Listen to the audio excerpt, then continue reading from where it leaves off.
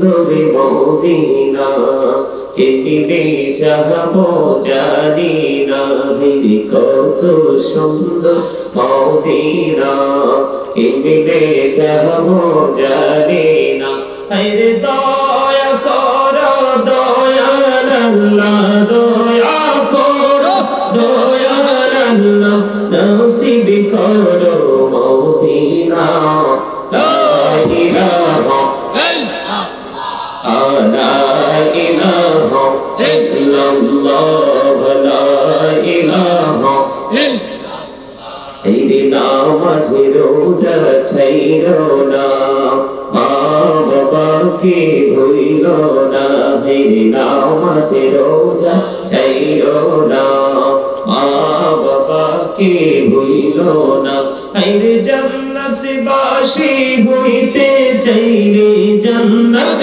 বাসী হইতে চাইলে প্রাণ ভরে করো সাধনা লা ইলাহা ইল্লাল্লাহ লা ইলাহা তুমি কাউরি বানাইলা সফিউল্লাহ তুমি কাউরি বানাইলা নাজিউল্লাহ মোর নবীকে বানাইলা তুমি মোর নবীকে বানাইলা তুমি নূর মুহাম্মদ সাল্লাল্লাহ লা ইলাহা ইল্লাল্লাহ লা ইলাহা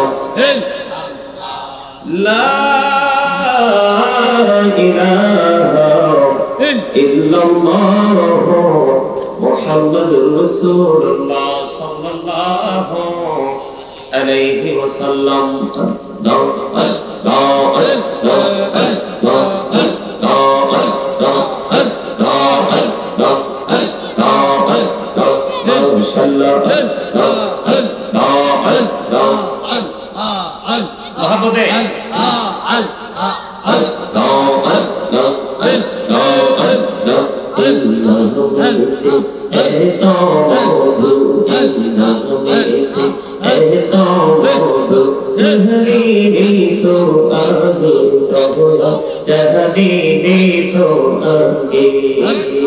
যতই জপি নামটি তোমার যতই জপি নামটি তোমার ততই মধুর লাগে দয়া ততই মধুর লাগে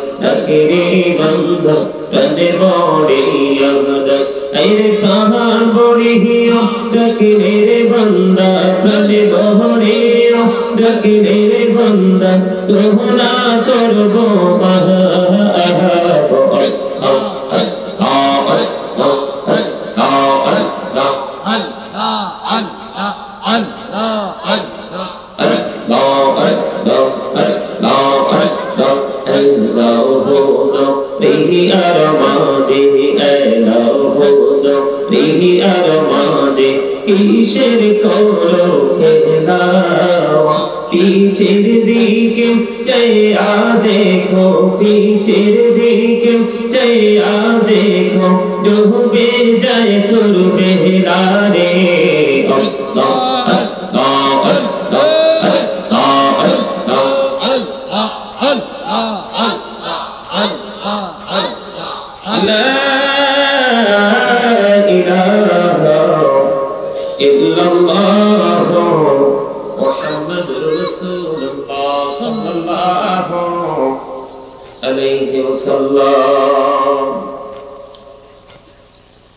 সম্মানিত মজলিস মুহতারাম, সম্মানিত উপস্থিতি, দূর দূরান্ত থেকে আগত মেহমান বৃন্দ, দাঁড়িয়ে পাকা আমার মুরব্বী বাবারা, যুবক ভাইয়েরা, বিশেষ করে আজকে যারা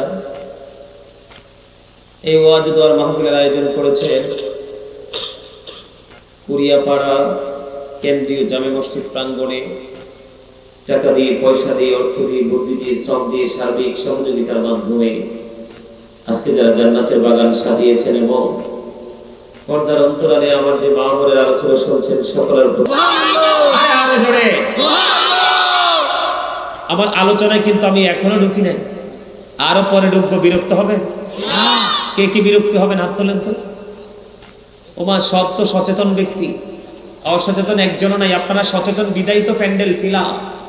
আপনারা যদি অসচেতন হতেন আমি কিন্তু আপনাদেরকে পাহাড়ি মানুষ বলতে পারবো না।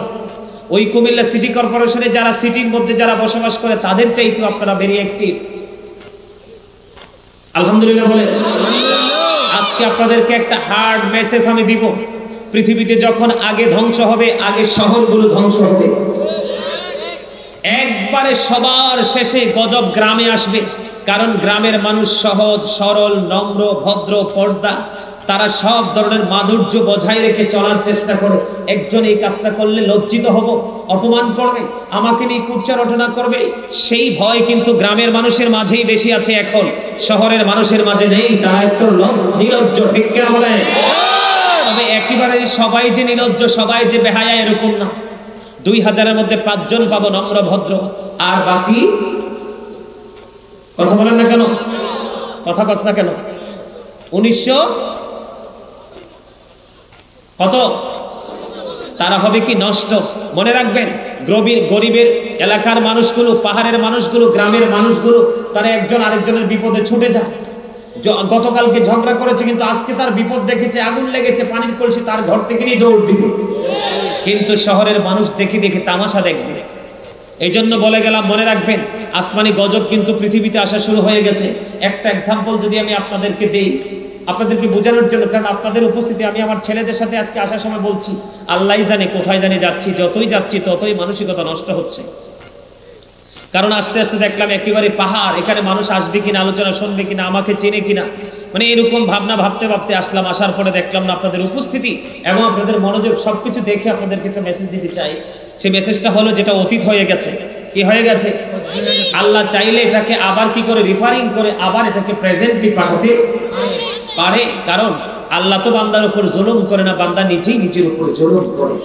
এটা আমার কথা নয়। এই যে কোরআন শরীফে আগামীকালকে যারা কোরআন শরীফ পড়তে পারেন তারা, তাদেরকে বলবো, বাংলা তো অর্থ তো আর বুঝবেন না, তর্জমা তো বুঝবেন না, আয়াতটা পাবেন। মনে রাখবেন সূরা ইউনূসের 44 নম্বর আয়াত, ইন্নাল্লাহা লা ইয়াজলিমুন নাসা শাইয়্যান ওয়ালাকিন্নান নাসা আনফুসাহুম ইয়াজলিমুন। আল্লাহ বলেছেন, আল্লাহ doesn't wrong his slave, we are the ones who do wrong। আল্লাহ রাব্বুল আলামিন বলেছেন, আল্লাহ আল্লাহর বান্দার উপর অত্যাচার করে না, জুলুম করে না, বান্দা নিজেই নিজের উপর জুলুম করে। সেই সূত্র ধরে যদি বলতে হয়, আপনাদেরকে আরেকটা মেসেজ দিতে হয়। আমি প্রায় জায়গায় বলে থাকি, the rich are not always happy, ধনীরা সব সময় সুখী নয়। এটা কোন ধনী? যেটা দুনিয়ার ধনী, পৃথিবীর লোভ লালসায় তারা টাকার জন্য মরিয়া, কিন্তু আল্লাহর গোলামি তারা করে না। ওই সমস্ত ধনী মানুষ সম্পর্কে বললাম, the rich are not always happy, ধনীরা সব সময় সুখী নয়। তবে আল্লাহ রাসূল আরেকটা ধনীর মেসেজ দিয়েছেন, আল্লাহ বিনা নফস, প্রকৃত ধনী হলো আত্মার ধনী। ওই ধনী মানুষগুলো অলওয়েজ হ্যাপি, তারা দুনিয়াও সুখী, আখিরাতেও সুখী। জোরে জোরে সুবহানাল্লাহ।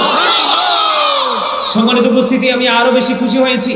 বর্তমানে মাহফিলগুলোতে গেলে যুবক শূন্য দেখা যায়। কি দেখা যায়? যুবক শূন্য দেখা যায়। আজকে এই সোয়াগাজী, ফকিরামুড়া, কুড়িয়াপাড়া কেন্দ্রীয় জামে মসজিদ এরিয়ার যুবকগুলো অত্যন্ত চমৎকার। তাদেরকে আমি অন্তর থেকে আজকে দোয়া করে যাব। কারণ বাংলাদেশের অন্যান্য জায়গার যুবকদের তুলনায় আমি আজকে এই 1 মাসের মধ্যে যুবকদের উপস্থিতি, মাহফিল বিশাল বিশাল। গতকালকে যে প্রোগ্রাম করেছি, প্রোগ্রাম ছিল কোথায় না, ফরিদপুর সিটি কর্পোরেশন জাতীয় ঈদগাহ ময়দানে,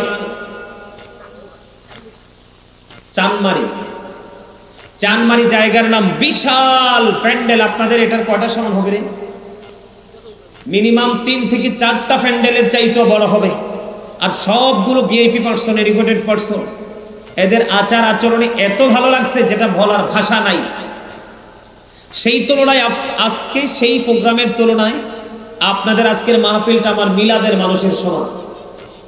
আমি যখন মিলাদ পড়তাম, যে মসজিদে জুমা পড়াতাম, মিলাদে এরকম মুসল্লি হতো। কিন্তু আমি আপনাদেরকে ক্রিটিসাইজ করছি না, আপনাদের সেই তুলনায় আপনাদের উপস্থিতি অত্যন্ত চমৎকার। অন্তর থেকে দোয়া করব, আমি যে ভাবছিলাম সেই ভাবনা পুরো আপনারা বদলে দিয়েছেন। আল্লাহ যেন আপনাদেরকে আগামী দিনে আল্লাহ রাসূলের প্রেমিক হিসাবে আরো বেশি প্রেম ঢুকিয়ে দেয়, আমিন। আমি যদি আপনাদেরকে একটা এক্সাম্পল দিই, করোনা বাংলাদেশে আসছে না? এই করোনাতে গ্রামে কোনো মানুষ মারা গেছে? আরে গ্রামের মানুষ তো করোনা যে আসছে সেটা জানেই না, মৃত্যু তো থাক দূরে, ঠিক কিনা বলে? Auto station, rail station, CNG station, রিক্সার স্টেশন, বাস স্টেশন, এইরকম ধর লোকাল যে প্লেসগুলো, এই প্লেসগুলোতে একটা মানুষ মারা যায়নি। যত মানুষ মারা গিয়েছে হাজার হাজার কোটি কোটি টাকার মালিক। আমার এই করোনা কালে আমাকে একটা প্রশ্ন করেছিল চ্যানেল 5 এর চেয়ারম্যান, বাংলাদেশের সুন্নিয়তের অঙ্গনে বিশাল এক চ্যানেল, চ্যানেল 5 এর চেয়ারম্যান আমাকে প্রশ্ন করেছিল যে হুজুর আপনার কাছে আমার একটা প্রশ্ন। আমি বললাম কি প্রশ্ন বলেন। তখন তিনি বলেছিল যে হুজুর এই বড় লোকের তো অনেক টাকা আছে, তার বাড়িটাও এসি, তার গাড়িটাও এসি, তার জব যে সেকশন, যেই জায়গায় সে কাজ করে সেই প্লেসটাও কিন্তু এসি দিয়ে, ঠিক কিনা বলেন? তখন তিনি আমাকে প্রশ্ন করলো যে হুজুর এই এসি রুমে কিভাবে আপনার করোনা ঢোকার মতো অ্যাপয়েন্টমেন্ট লেটার পেল? তিনি আমাকে একদম কনফিডেন্সলি প্রশ্নটা করলেন। তখন আমি ওনাকে উত্তর দিয়েছিলাম এই যে একটু আগে যে আয়াতটা তেলাওয়াত করেছি, কারণ আমি আপনাদের জীবনে আপনাদের এলাকায় আর আগামী দিনে আসবো না, হয়তো জীবনে আর কোনোদিন আসা হবে না।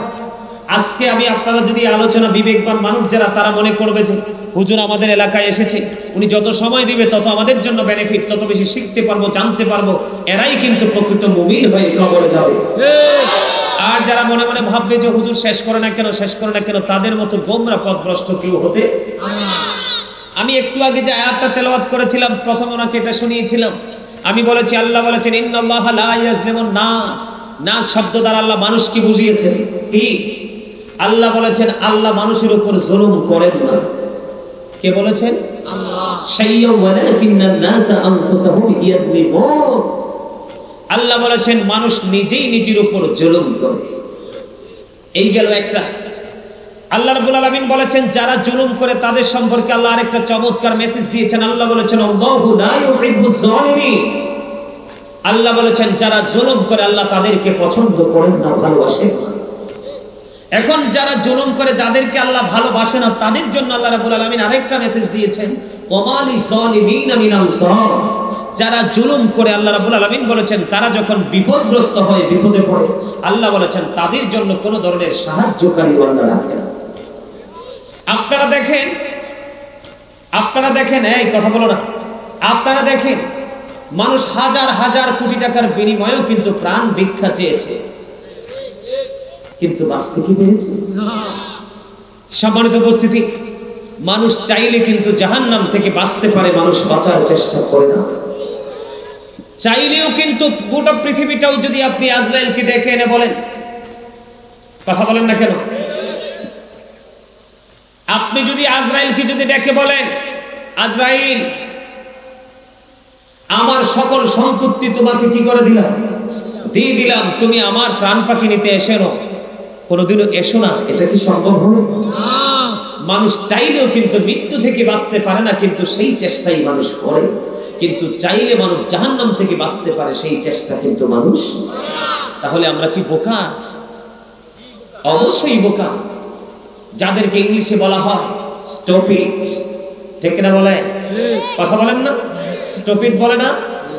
আর আমি আজকে যারা এখানে এসেছেন তাদেরকে বলবো আপনারা সবাই very intelligent,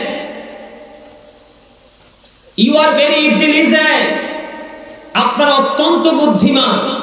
আপনারা ভেবে নিয়েছেন যে মাহফিলটা কিন্তু চাইলেও আগামী এক সপ্তাহ পরে হবে, এটা আমাদের বাৎসরিক মাহফিল। আজকের দিনে আমরা সবাই উপস্থিত হব, এটাকে ঈদের মতো করে বরণ করে নিব। আবার কালকে থেকে বাকি 364 দিন আমরা দুনিয়ার কাজে ব্যস্ত থাকব। আজকের এই মাহফিলকে আমরা হেলায় ফেলায় নষ্ট করব না। এটা হলো বুদ্ধিমানদের কাজ। আপনারা আসলেই বুদ্ধিমান, আল্লাহ আপনাদের আরো বেশি বিবেক বুদ্ধি বাড়িয়ে দিন, জোরে বলেন আমিন। সম্মানিত উপস্থিতি, আমি যেই জায়গাটা থেকে আপনাদেরকে বোঝাতে চেয়েছিলাম সেই জায়গাটাতে আবার একটু রিটার্ন করতে চাই, তার মানে ফিরে যেতে চাই। যেটা হলো বেঈমান কাফেররা কি বলল, he that loveth not knoweth not God, for God is love।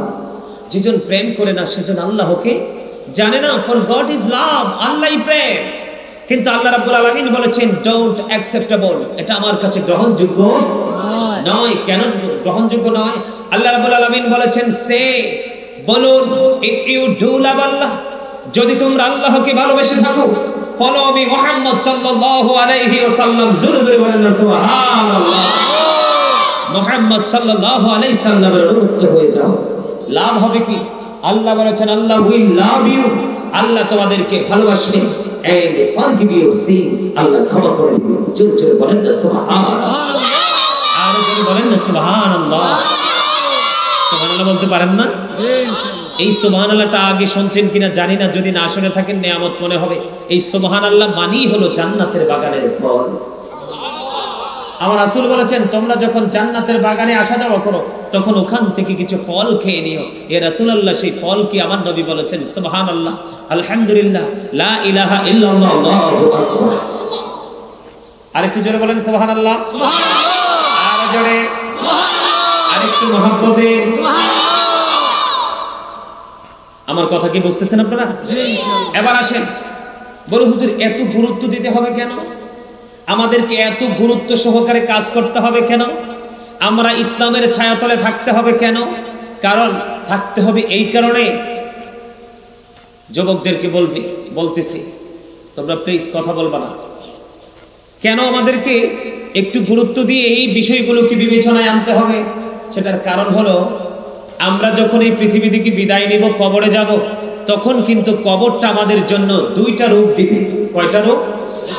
Negative and positive, আলো এবং অন্ধকার, ভালো এবং মন্দ, সুখ এবং আলো এবং আধার, এটা থাকবে। এটা আমি বলিনি, আমার রাসূল বলেছেন আল কবারু রাওজাতুম মিন রিয়াদিল জান্নাতি ওয়া হুফরাতুম মিন হুফারিন নার।